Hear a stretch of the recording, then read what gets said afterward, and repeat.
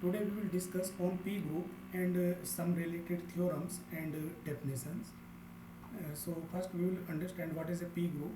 Let us suppose Z be a group and P be a prime number. I hope you all are well aware with prime numbers.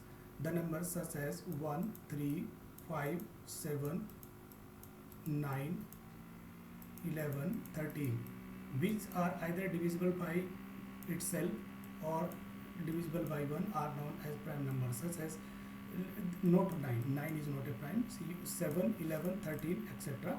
Let us suppose you choose 11 from here, then this 11 can be divided either by 11 or by 1. So such type of numbers are called prime numbers. So here G be a group and P be a prime number.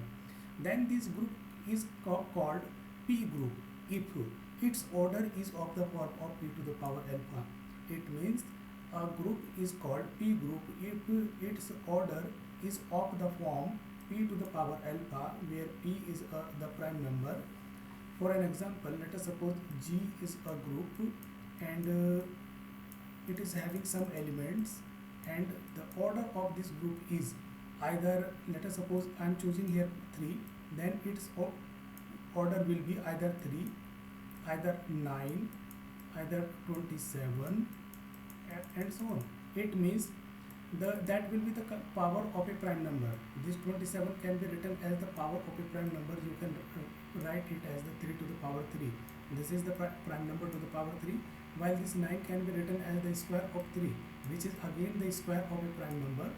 So if the order of a group can be written as the power of a prime number, then it will be called as a P group, where P is that prime number. In this scenario, in this case, alpha be a real number, but here to satisfy the definition of order, it will be an integer quantity. Either it, however, it can be a negative or positive integer, as we have discussed on the negativity of order earlier. So I hope you have understood the definition of a P group. It means a group which is having the order of the form of a prime number to the power integer. This is called a P group. The subgroups of a P group is called P subgroups. If you are writing the subgroups from a group, then these known as subgroups. Let us suppose the order of a group can be written as the P to the power alpha into M, where P is a prime number and alpha be any integer or real number, and M be any another integer. Let us suppose I am writing the order of a group 3 square into 4. This is the way to represent the order of a group. Here the order of this group is 36, and 36 can be written as the square of a prime number into one another number. But the main condition is this P can't divide M. It means this M is not divisible by P. Then this representation is valid. And in this case, this group can have some subgroups, and any subgroup from that group is called as silo P subgroup. We understand this definition again. Let us suppose we have a group Z, and the order of this group G can be expressed in this form. It means it will contain two terms. The first term will be a prime number which is having any power. So let us suppose I am writing any integer power on this 3, and there is a one more multiple of this 3 which is 5, but the condition is the first number cannot divide to second. It means 5 is not divisible by 3. So this is the representation of the order of this group Z. Suppose I am writing some subgroups from this group, then any subgroup of this group is called silo P subgroup. The set of all silo subgroups of a group Z, let us suppose this is a group Z and it is having some subgroups. This is first subgroup, second subgroup, third subgroup, and so on. It having some elements. So let us suppose these are 3 subgroups. If this is a subgroups, this is a group, and its order can be written in this form, then these subgroups will called silo subgroups, and the set of these silo subgroups will be represented by silo G. Silo of Z under P. Here this P is representing to a prime number. It means the order of this group G will be written in terms of this prime number P, and the number of these silo subgroups are denoted by NP of Z or simply NP. These are some useful definitions which will be used in our some theorems and some questions which will be discussed in case of direct product of two groups or finite groups. There is a very important theorem based on this topic, silo group or P group. This theorem is known as Silo theorem. The statement of this theorem is, if G be a group and its order can be written in this form, P to the power alpha into M, where alpha is an integer, M is another integer, and this P is a prime number, which I have discussed on previous page, then the silo P subgroup of G exists too.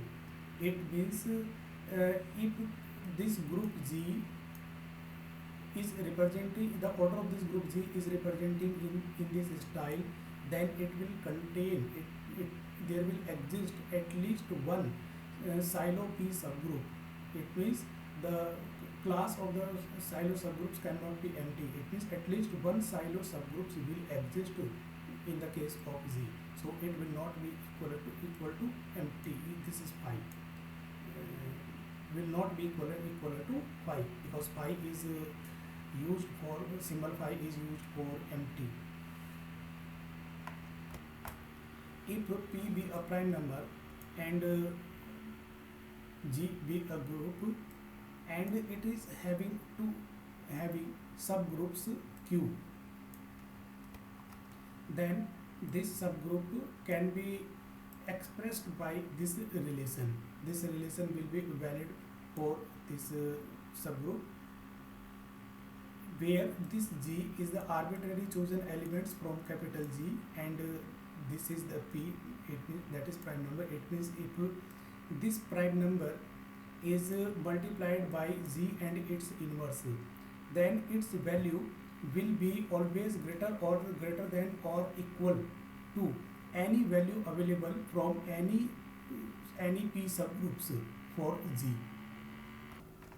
And the one last property of this Silo theorem is the number of silo P subgroups of Z. It means let us suppose this is a group G having some subgroups. This is first subgroup, this is second subgroup, this is third subgroups, and so on. The number of these all subgroups will be always in the form of 1 plus k to the power p. It means if you are dividing these elements, this is the first subgroup, this is the second subgroup, this is the third subgroup. So here the number of subgroups are 3, and if I divide these 3 by the given prime number, which is using to represent the order of this group Z, then the table will go any times and the remainder will be 1 always. It means if the number of subgroups are divided by the given prime numbers or used prime number, then the remainder will be always 1. So this was the statement of Silo theorem, and in your syllabus we will discuss about only the statement of this theorem. We will not prove the statement of this theorem because this is not in your syllabus. And in next lecture we will use this Silo theorem and the previous definitions in some given problems. In case of any difficulty to understand any definitions or any statement, any point related to Silo theorem, you can contact me anytime. Thank you so much.